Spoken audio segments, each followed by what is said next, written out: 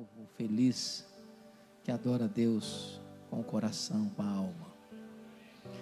Eu quero partilhar com vocês a palavra de Deus e convido você para abrir sua Bíblia comigo em Marcos capítulo 4, versos 35 a 41. Marcos 4, 35 a 41. Peço a gentileza de, lido o texto, você manter sua Bíblia aberta na passagem, para que você acompanhe comigo essa exposição. Marcos 4, 35 a 41. Jesus acalma uma tempestade. Naquele dia, sendo já tarde, disse Jesus aos seus discípulos: passemos para outra margem. E eles, despedindo a multidão, o levaram assim como estava no barco, e outros barcos o seguiam. Ora, levantou-se grande temporal de vento, e as ondas se arremessavam contra o barco, de modo que o mesmo já estava a encher-se de água. E Jesus estava na popa, dormindo sobre o travesseiro. Eles o despertaram e lhe disseram: Mestre, não te importa que pereçamos? E ele, despertando, repreendeu o vento e disse ao mar: acalma-te, emudece. O vento se aquietou e fez-se grande bonança. Então lhes disse: por que sois assim tímidos? Como é que não tendes fé? E eles, possuídos de grande temor, diziam uns aos outros: quem é este que até o vento e o mar lhe obedecem? O tema que eu gostaria de tratar com vocês nesta noite é: você não precisa ter medo, você precisa ter fé. E eu quero, à guisa de introdução, fazer aqui 4 declarações. E a primeira delas é que as tempestades da vida existem e elas são inevitáveis. Nenhum de nós passa pela vida blindado, numa estufa, numa redoma de vidro. A vida não se desenrola num jardim engrinaldado de flores, mas num campo minado. Pisamos estradas juncadas de espinhos. A viagem da vida nem sempre é com céu de brigadeiro, com águas esmaltadas. Passamos tempestades. Talvez a pandemia que assolou o mundo seja uma prova disso. Os mais ricos e os mais pobres sofreram de igual modo. Os empresários e os empregados, os velhos e os jovens, os mais crentes e os mais céticos sofreram de igual modo. Ninguém esteve ileso do problema. É assim na vida. Crente fica doente, crente bate carro, crente sofre acidente, crente enfrenta tempestade. A segunda declaração que eu quero fazer é que as tempestades não só são inevitáveis, elas são também imprevisíveis.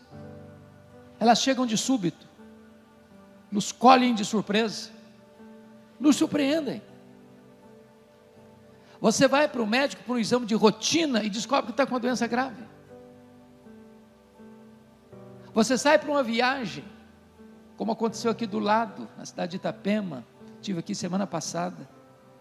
Meu coração partiu ao ouvir essa história de um dos pastores da igreja, pastor veterano, cuja filha, ano passado, veio para passar Dia das Mães e sofre um acidente. Morre a filha, morre o marido, morre um filho. E no Dia das Mães tinha 3 caixões no funeral. Você não espera, mas um fato acontece. É uma separação amarga. É um luto doloroso. É uma situação que você nunca imaginou passar na vida, mas está passando. Sabe por quê? Porque as tempestades são imprevisíveis. Mas em terceiro lugar, as tempestades são também inadministráveis. Boa parte desses discípulos tinham nascido ao redor desse lago.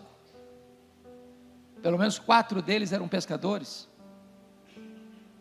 Viviam não apenas ali, mas trabalhavam naquele lago.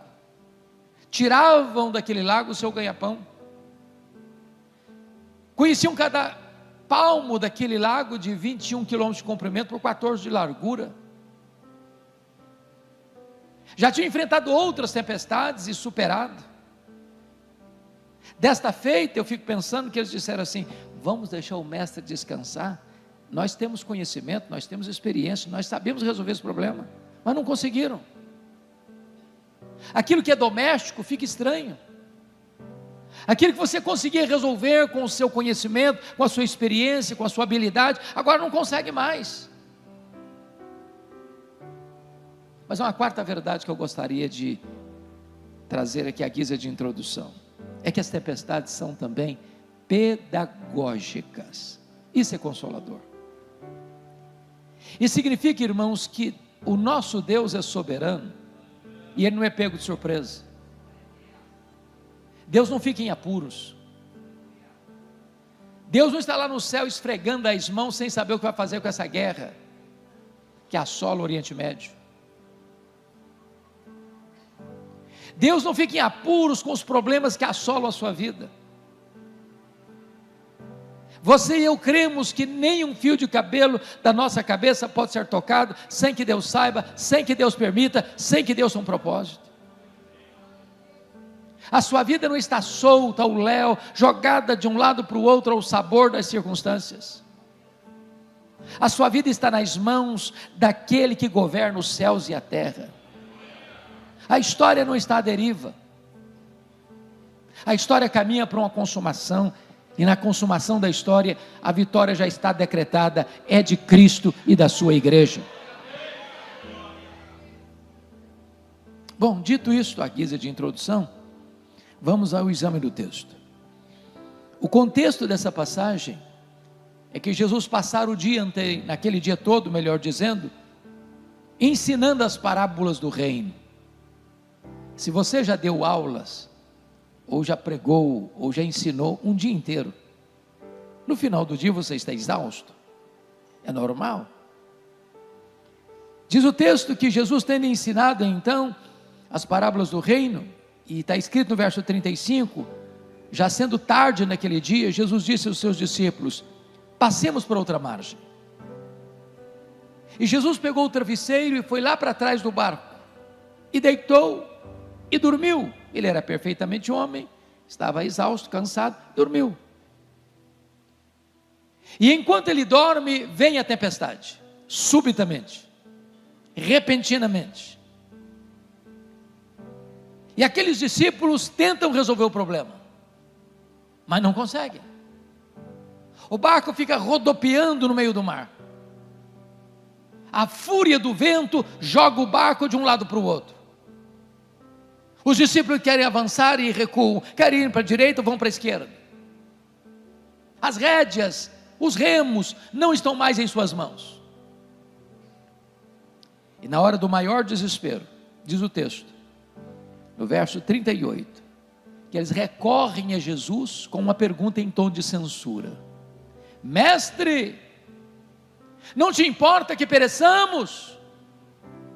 E diz o texto que Jesus então se desperta, repreende o vento, repreende o mar e diz: acalma, emudece. E o vento se encolhe, e o mar recua, e há grande bonança. E Jesus então pergunta para eles assim, no verso 40, por que vocês estão com medo? Por que sois assim tímidos? Como é que não tem desfé?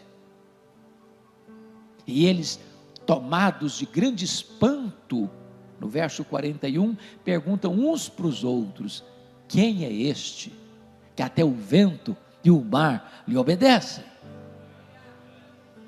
Se vocês perceberam comigo, esse texto está regido por 3 perguntas. A primeira pergunta, no verso 38, é a pergunta dos discípulos a Jesus: Mestre, não te importa que pereçamos? A segunda pergunta é de Jesus aos discípulos, no verso 40: por que sois assim tímidos? Como é que não tendes fé? E a terceira pergunta, no verso 41, é entre os discípulos: quem é este que até o vento e o mar lhe obedecem? Ora, se o texto está regido por essas 3 perguntas, é sobre elas que precisamos conversar a partir de agora. Então vejamos a primeira pergunta, porque essa é a sua pergunta, essa é a minha pergunta, essa é a pergunta da nossa alma aflita, do nosso coração angustiado, das noites mais escuras da alma, dos gemidos mais pungentes do coração, das horas em que nós sentimos a morte mostrando para nós a sua carranca, no momento mais angustiante da nossa vida, onde não temos mais saída, onde parece que a vida vai perecer. E eles recorrem a Jesus, não com uma pergunta apenas, mas com uma censura severa: Mestre, não te importa que pereçamos? Em outras palavras, não estás vendo o perigo que estamos passando? Não vais fazer nada? Vais continuar dormindo? A grande pergunta é: por que eles estão fazendo essa pergunta em tom de censura? O que não está bem resolvido na cabeça deles? Primeiro, o que não está bem resolvido na cabeça deles é conciliar a ordem de Jesus: passemos para outra margem, com a tempestade. Porque no nosso imaginário, pensamos assim: se eu estou fazendo o que Jesus me mandou fazer, vai dar tudo certo. É céu de brigadeiro, não tem tempestade à vista. Pastor Alex, eu fui criado num berço evangélico, e desde criança eu aprendi uma música infantil na igreja: com Cristo no barco tudo vai muito bem, vai muito bem, vai muito bem. Só que Jesus estava no barco e não estava nada bem, nada bem. Entender a tempestade que Deus mandou atrás do profeta Jonas é fácil. Ele estava numa rota de desobediência. Notinha de rodapé aqui, viu, irmãos? Crente desviado é endereço certo de tempestade. Deus vai mandar a tempestade atrás de você, não para destruir você, para trazer você de volta. Agora, como você vai entender que você está fazendo a vontade de Deus, obedecendo a Jesus, e você está enfrentando uma tempestade? Como é que você vai entender que você é um dizimista fiel e um ofertante generoso e perde o emprego? Como é que você vai entender que você é um homem de Deus, cheio do Espírito Santo, e fica prostrado numa cama, consumido por um câncer? Como é que você vai entender que você é um pastor, cheio da graça de Deus, e tem que sepultar uma filha?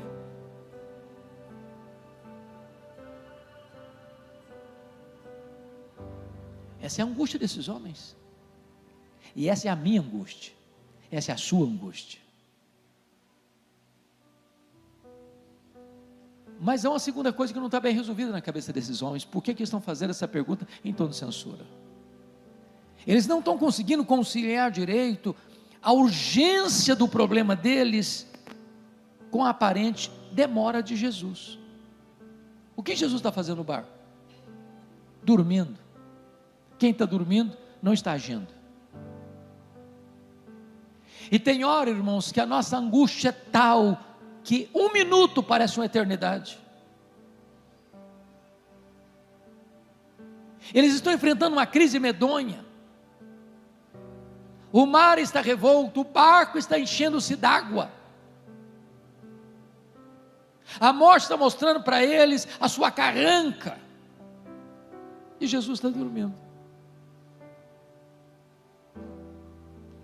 Essa é a nossa grande angústia. Obrigado, meu amado, muito obrigado. A demora. E eu vou lhes dizer que a demora de Deus, às vezes, nos machuca mais do que a própria circunstância. É quando você grita, socorro! E a única voz que você escuta é o eco do seu desespero. Às vezes a demora de Deus grita mais alto nos ouvidos da nossa alma que o ruído mais barulhento das circunstâncias mais adversas. Eu acho que foi o que Marta enfrentou em Betânia. Quando o seu irmão Lázaro estava enfermo, ela mandou um recado para Jesus, num tom teológico muito adequado. Ela não disse, cancela tudo aí, corre para cá. Ela não falou isso não. Está enfermo, aquele a quem amas. Quem ama tem pressa em socorrer a pessoa amada.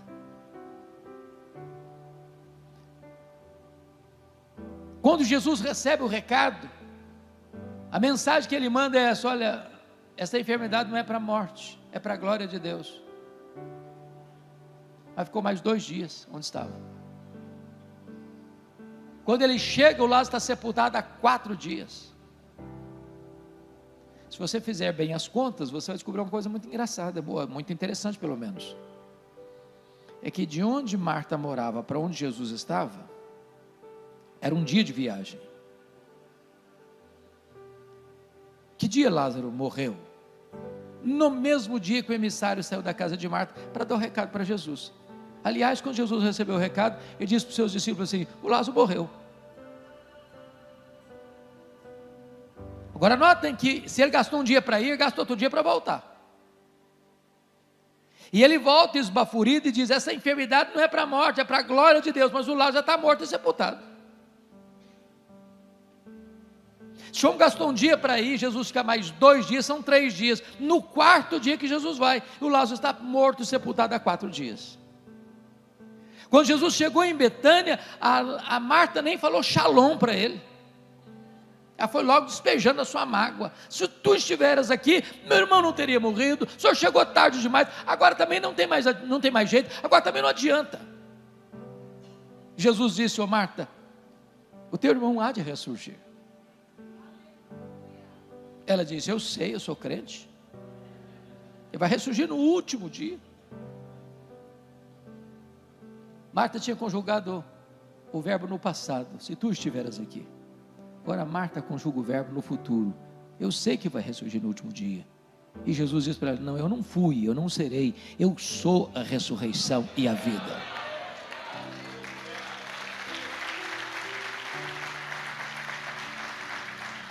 A grande pergunta é: por que Jesus esperou até o 4º dia para ir?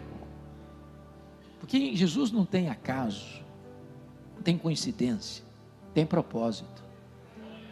Havia uma crença entre os rabinos que até o 3º dia era possível que Deus usasse um homem para fazer um milagre de ressurreição, como aconteceu no ministério de Elias, de Eliseu, no próprio ministério de Jesus, no ministério de Pedro e de Paulo. Mas a partir do 4º dia, a crença deles é que somente o próprio Deus em pessoa podia fazer isso, sem instrumentalidade humana. Pois Jesus esperou até o 4º dia, para que a nação de Israel se rendesse à verdade de que ele não era apenas um grande homem, ele era o próprio Deus entre os homens. Eu quero dizer para você que Jesus não chega atrasado. O Kairos de Deus não é igual ao Cronos humano. O tempo de Deus não é o nosso. Quando ele parece estar atrasado, é que ele está preparando algo maior e melhor para a nossa vida, porque não há Deus como o nosso que trabalha para aqueles que nele esperam. Mas agora vamos à segunda pergunta, porque diz o texto que Jesus se despertou e repreendeu o vento e repreendeu o mar, diz: acalma, emudece. E eu preciso dizer para você que o vento tem ouvidos e o mar escuta a voz do Criador. Aliás, todo o universo escuta o Criador. Ele dá uma ordem para o sol e o sol para. Ele dá uma ordem para as estrelas e elas aparecem. Ele dá uma ordem para o mar e ele se abre. Ele dá uma ordem e o maná cai do céu. Ele dá uma ordem e a água brota da rocha. Ele dá uma ordem, uma mula profetiza. Ele dá uma ordem, um verme corta uma planta. Ele dá uma ordem, os demônios têm que bater em retirada. Ele dá uma ordem, os anjos saem para obedecer o seu comando. A sua voz é poderosa e o universo inteiro se rende ao poder da sua voz.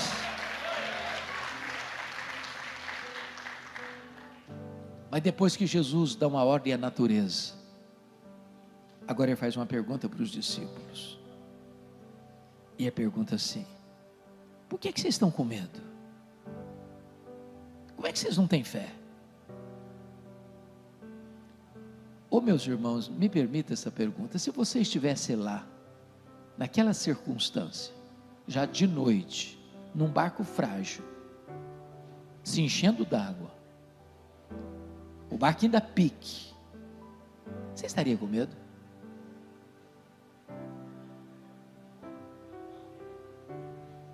Eu só fiz um cruzeiro em navio grande na vida. Eu fiz muitos cruzeiros pequenos, mas em navio grande só fiz um. Saiu de Santos para as praias do interior do Rio de Janeiro. E eu prometi a mim mesmo nunca mais fazer outro cruzeiro na vida. Espere em Deus cumprir a promessa. Foi um horror, foi desesperador. Era um congresso a bordo. Meus irmãos, ondas de 5 metros. Todo mundo naquele navio ficou nauseado, todo mundo. As pessoas saíam para jantar, iam cambaleando pelo corredor, não chegavam no restaurante e voltavam vomitando pelo corredor. No dia que nós saímos, sabendo eu que tinha 8 horas e já estava insuportável na saída, eu fiz uma oração para Deus. Disse: meu Deus, ou eu durmo ou eu morro, eu não aguento isso. Agora imagine você num barco pequeno, no meio do mar, de noite, o barco se enchendo d'água, e Jesus pergunta assim: vocês estão com medo por causa de quê? Que vocês não têm fé? A pergunta é: por que aqueles discípulos deveriam ter fé e não medo? Para lhes ajudar, darei um recurso mnemônico, com 4 palavras, com a letra P. Por que eles deviam ter fé e não medo? Primeiro, eles deviam ter fé e não medo por causa da promessa de Jesus do verso 35. Jesus diz assim: passemos para outra margem. Se Jesus disse passemos para outra margem, qual era o destino deles? A outra margem. Se você esquecer todo o sermão da noite, mas lembrar-se desta frase, me dou por satisfeito. E a frase é esta: promessa de Jesus e realidade são a mesma coisa, porque Ele é o avalista da sua própria palavra. Nenhuma das suas promessas cai por terra. Em todas as promessas dele nós temos o sim, nós temos o amém. Então, se você conhece as promessas de Deus, você não precisa ter medo, você precisa ter fé. Se Ele prometeu, Ele é fiel para cumprir. E quando Ele faz, ninguém pode impedir a sua mão de fazê-lo. A segunda razão por que eles deviam ter fé e não medo, é por causa da presença de Jesus com eles. Quem é Jesus? O Criador do céu, o Criador da terra, o Criador do mar, o Criador do vento. Todas as coisas foram feitas por intermédio dele, e sem ele nada do que foi feito se fez. Ele fez todas as coisas visíveis e invisíveis. A criatura não é maior do que o Criador. A criatura não pode vencer o Criador. Disse para vocês na introdução que o fato de nós sermos crentes não nos isenta de tempestade, mas o fato de Jesus estar conosco nos livra do naufrágio.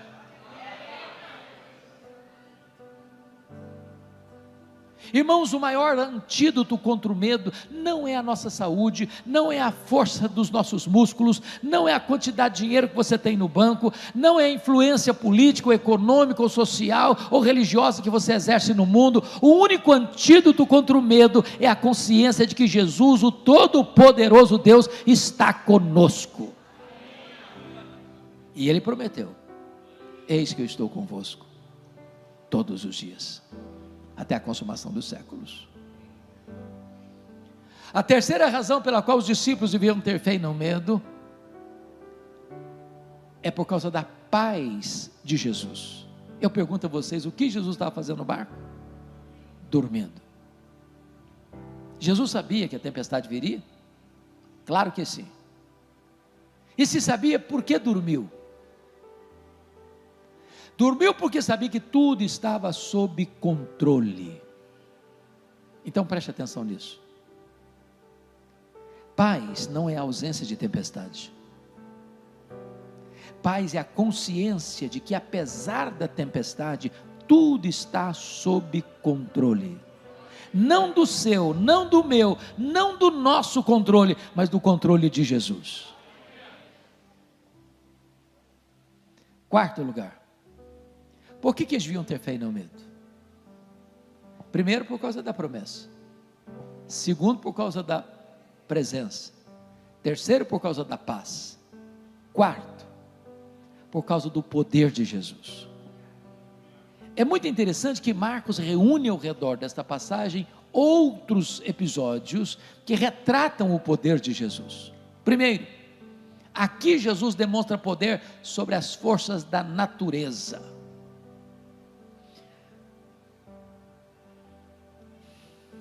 Me permita remeter você ao livro de Apocalipse, porque às vezes nós olhamos os fenômenos da natureza e algumas pessoas dizem, é a natureza em fúria, como se a natureza pudesse agir à revelia do Criador. É terremoto, é maremoto, é tsunami, é tufão, é seca severa, é tempestade borrascosa, são enchentes avassaladoras. Mas quando você vai para o livro de Apocalipse e vai estudar sobre as 7 trombetas, quando as trombetas soam, o que é uma trombeta? É um instrumento de aviso. Os 7 selos, o mundo está perseguindo a igreja. As trombetas é o juízo parcial de Deus a este mundo que persegue a igreja. E quando as trombetas são tocadas, atingem os céus, o mar, os rios, a terra, os homens. Os estudiosos, os sismólogos, olham para os fenômenos, não, é apenas uma placa tectônica, é apenas a fúria da natureza, é apenas isso, é apenas aquilo, e à luz das Escrituras, é Deus trombeteando aos ouvidos do homem, diz, arrependa-te, arrependa-te, arrependa-te, enquanto é tempo.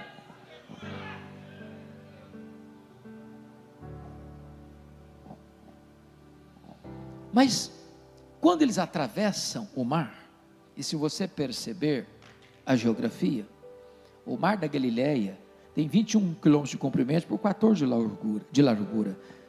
O mar da Galileia está a 220 metros abaixo do nível do mar Mediterrâneo. O mar da Galileia é encurralado por montanhas. Do lado oriental, as montanhas de Golã.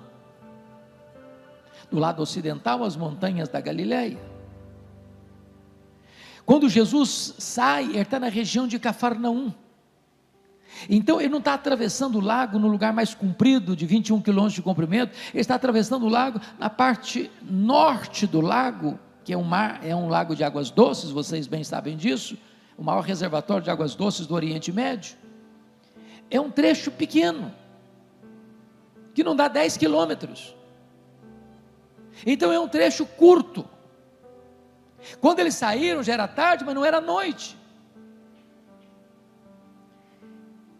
E quando eles desembarcam depois da tempestade, eles desembarcam lá nas montanhas de Golã, é um despenhadeiro, é uma região gentílica, é por isso que tem gente cuidando de porcos lá,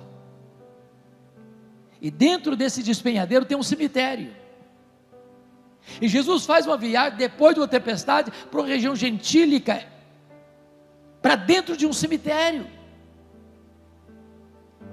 e o que você nunca espera ver de noite dentro de um cemitério é gente viva, porque se você vê, você corre também. Mas lá tinha um homem, diz a Escritura, foragido da lei, que quebrava as algemas, um homem enjeitado pela família, um homem que não tinha mais espaço entre os vivos, morava entre os mortos, um homem que estava nu, se ferindo com pedras, gritando de noite e de dia, furioso, tomado por uma legião de demônios. Sabe o que é legião? Legião é uma corporação romana de 6.000 soldados, era a mais temida máquina de guerra do Império Romano. Onde passava uma legião romana, tudo destruía, a tudo subjugava. Dentro de um único homem tem 6.000 demônios, capaz de sair dele e levar 2.000 porcos à morte. E Jesus faz uma viagem depois de uma noite de tempestade para libertar esse homem, para curar esse homem, para salvar esse homem e para enviar esse homem como missionário para a sua terra. Isso significa, irmãos, que não tem lata de lixo no reino de Deus. No reino de Deus não tem ninguém descartável. Há esperança para o homem mais arruinado no pecado, há esperança para o escravo mais detido na sujeira do pecado. O Senhor Jesus é poderoso para libertar, para salvar, para curar, para restaurar e para enviar para seu povo como um grande e poderoso missionário. Sabem por quê, queridos? Porque Jesus tem poder sobre a natureza e Jesus tem poder sobre os demônios. Ele manda no céu, Ele manda na terra e Ele manda no inferno. Quem tem as chaves da morte e do inferno não é o diabo, é o Senhor Jesus Cristo. Mas quando Jesus retorna dessa região gentílica para Cafarnaum, a cidade que ele adotou como sua cidade, seu quartel-general durante os seus 3 anos de ministério, tinha uma multidão esperando Jesus. E no meio dessa multidão tinha um pai muito aflito. Ele era um cara conhecido na cidade, era o chefe da sinagoga, e esse homem estava enfrentando um grande problema. A sua filhinha de 12 anos, filha única, estava morrendo. Ele recorre a Jesus: Senhor, vá comigo na minha casa, o Senhor impor as mãos sobre minha filha para ser curada. E Jesus foi com ele, mas esgueirando-se no meio daquela multidão, havia uma outra pessoa no meio da multidão precisando de socorro. Era uma mulher, anônima, incógnita, com hemorragia crônica, há 12 anos, sem encontrar qualquer sucesso no tratamento médico, já não tinha nem mais dinheiro para continuar o tratamento, e ela pensou: se eu apenas tocar na orla das vestes de Jesus, eu ficarei livre do meu mal. Ela tinha que ser anônima mesmo, sabe por quê? Se ela fosse chamada pelo nome, ela não podia estar ali. Segundo as leis judaicas, ela era uma mulher impura cerimonialmente. Qualquer pessoa que aquela mulher tocasse ficava impura. Mas o que é maravilhoso é que o impuro toca o puro, e em vez do puro ficar impuro, o puro purifica a impura, e a hemorragia foi estancada na hora. E a mulher ficou livre do seu mal. Sabe por quê? Jesus tem poder sobre a natureza, Jesus tem poder sobre os demônios, e Jesus tem poder sobre as enfermidades. A última palavra não é da ciência, a última palavra não é da medicina, a última palavra é do Senhor Jesus.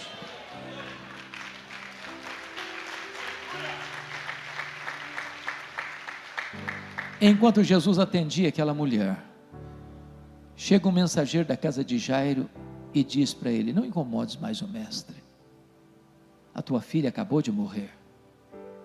Eu imagino que o mundo desaba na cabeça do Jairo. Não é natural o pai enterrar filhos, não é natural. Mas Jesus olha para Jairo e diz: ô Jairo, não temas, crê somente. E Jesus vai com Jairo para sua casa. Quando chega lá, as carpideiras estão lá. Havia ali o coral do choro, a sinfonia dos gemidos, e entra o solo da ressurreição. E Jesus entra no quarto, põe a mão sobre a menina e disse: Talita cumi, menina, eu te ordeno, levanta-te. E a morte solta as garras da menina, e ela ressuscita. Sabe por quê? Jesus tem poder sobre a natureza, Jesus tem poder sobre os demônios, Jesus tem poder sobre as enfermidades, Jesus tem poder sobre a morte. Ele entrou nas entranhas da morte, ele arrancou o guilhão da morte, ele matou a morte, e ele ressurgiu, inaugurando a imortalidade, e ele é a ressurreição e a vida, e todo aquele que vive e crê nele, não morrerá eternamente. Louvado seja o Senhor. Então, você não precisa ter medo, você precisa ter fé. Mas agora vem a pergunta do verso 41. A primeira pergunta foi dos discípulos a Jesus, a segunda pergunta foi de Jesus aos discípulos, a terceira pergunta é entre os discípulos. Eu imagino a cena, o barco balançando mansamente como um berço de bebê, todos molhados, com os olhos estupefatos, e eles que já tinham escutado tantas coisas lindas, e tinham visto tantos milagres emanando das mãos de Jesus, mas agora eles experimentam algo que eles nunca tinham visto. Jesus acalmando a tempestade, e eles perguntam assim: quem é este, que até o vento e o mar lhe obedecem? Que pergunta emblemática. Hoje nós poderíamos responder essa pergunta, hoje nós poderíamos pensar sobre essa pergunta.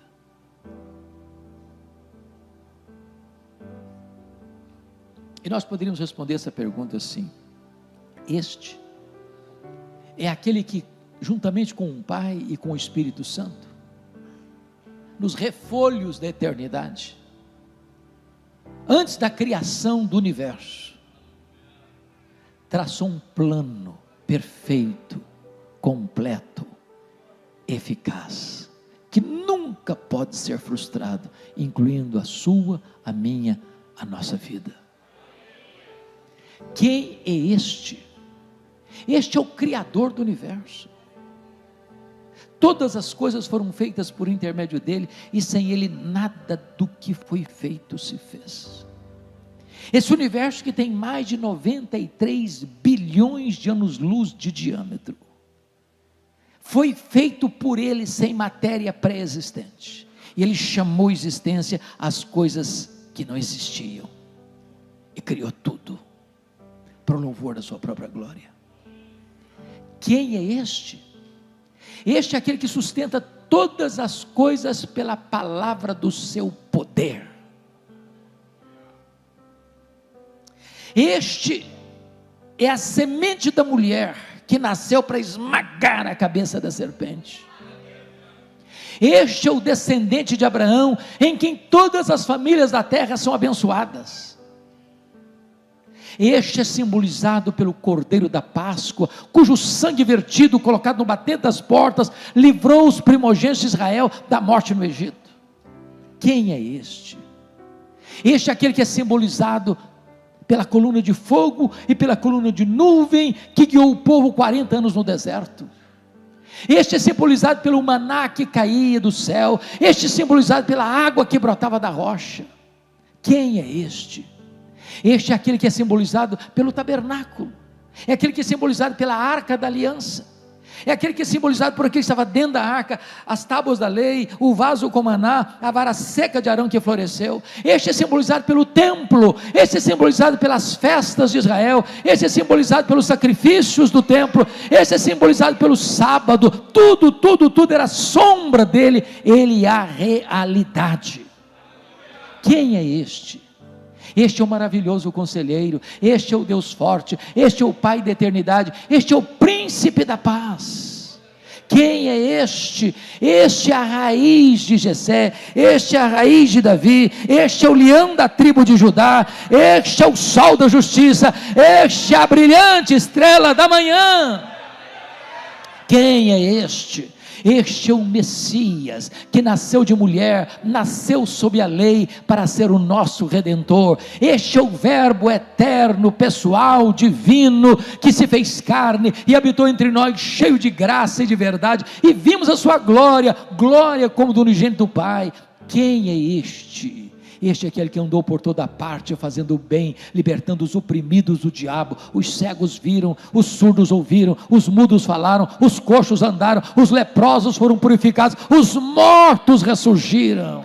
Quem é este? Este é o grande eu sou, este é o pão da vida, este é a luz do mundo, este é a porta das ovelhas, este é o bom pastor, este é a ressurreição e a vida, este é o caminho e a verdade e a vida, este é a videira verdadeira.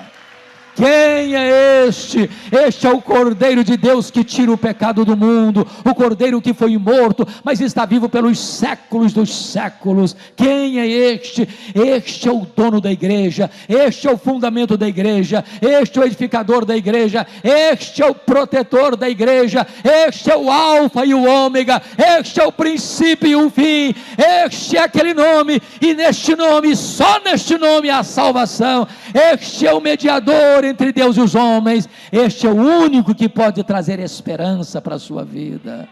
Quem é este? Este é a nossa alegria, este é a nossa paz, este é a nossa justiça, este é o Rei dos reis, este é o Senhor dos senhores. Quem é este? Este é aquele que por amor de nós sangrou no Getsemane. Este é aquele que por amor de nós foi cuspido e esbordoado no sinédrio judaico. Este é aquele que por amor de nós foi açoitado, espancado, vilipendiado no pretório romano. Este é aquele que foi carregando aquela cruz maldita pelas apinhadas ruas de Jerusalém, sob os apupos e vaias de uma multidão ensandecida. Este é aquele que foi pregado naquele leito vertical da morte. Mas este é aquele que transforma aquele patíbulo de horror num palco para a glória de Deus.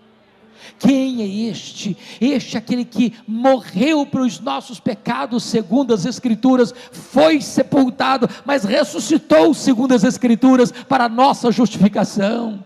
Quem é este?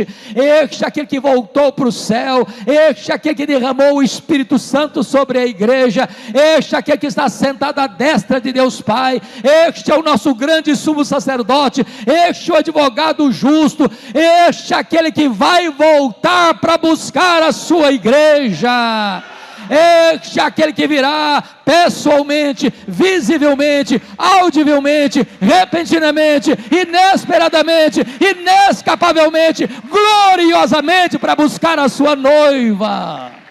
Quem é este? Este é o juiz de vivos e de mortos, que vai julgar as nações, colocar os que estiverem à sua esquerda e dizer: apartai-vos de mim, malditos, para o fogo eterno, preparado para o diabo e seus anjos. Mas vai voltar-se para aqueles que estiverem à sua direita, e vai dizer: vinde, benditos de meu Pai, entrai na posse do reino, que vos está preparado desde a fundação do mundo.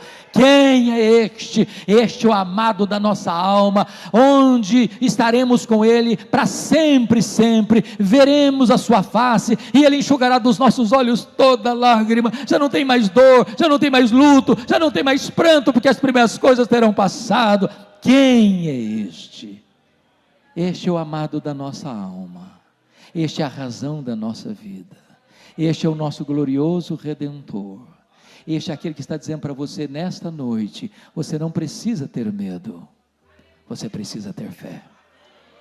A Ele a honra, a Ele a glória, a Ele o louvor, agora e pelos séculos eternos. Aleluia.